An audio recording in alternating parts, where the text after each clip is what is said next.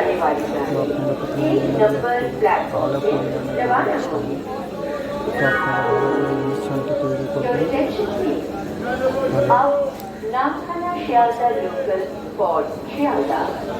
দেখতে থাকুন, ভালো করে মাখিয়ে নেবেন।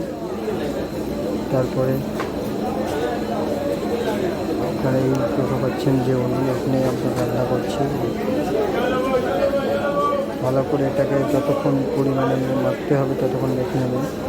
তো তারপরে দেবেন চিনি গুঁড়া, ভালো করে মিক্সারে গুঁড়ো করার পরে পরিমাণ মতো চিনি গুঁড়া দিয়ে দেবেন।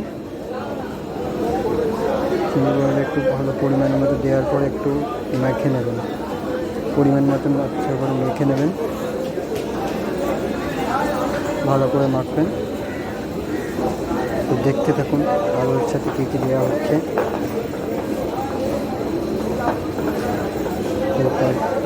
আবার একটুখানি পরিমাণ আর একটু দিয়ে দিলাম, একটু কম পড়ছিল, দিয়ে দিলাম। তো ভালো করে এটাকে দুধের ছানার সাথে ভালো করে মাখতে হবে। তারপরে দেবেন পরিমাণ মতন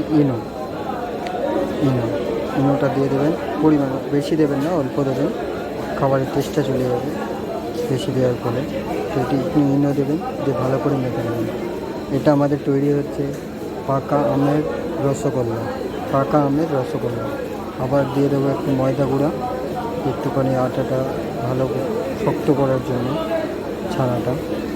তো ময়দা দিয়ে একটু ভালো করে মাখুন, ময়দা, চিনি আর ইনো দিয়ে একটু ভালো করে মাখিয়ে নেবেন। দেখবেন একটু টাইট মতো হয়ে গেছে ময়দাটা, মাখতে হবে। তারপরে দেখবেন এবার পাকা আম, যেটাকে আমরা ভালো করে কড়াতে রোস্ট করে নিয়েছি, সেই পাকা আমটার সাথে ওটা মিশ্রণটা তৈরি করে নিব। এভাবে ভালো করে মাখতে হবে। যেমন দেখাচ্ছে এটা ওইভাবে মাখা হয়ে গেল। এবারে ছোটো ছোটো করে পুল্লি করবে। যেমন আপনারা যেমন মিষ্টির সাইজ হয়ে দেখেছেন তো আপনারা এইভাবে একটু ছোটো ছোটো গুলি করে মিষ্টির সাইজের মতো করে নেবেন।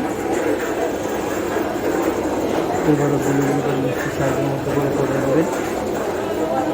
দেখতে পাবেন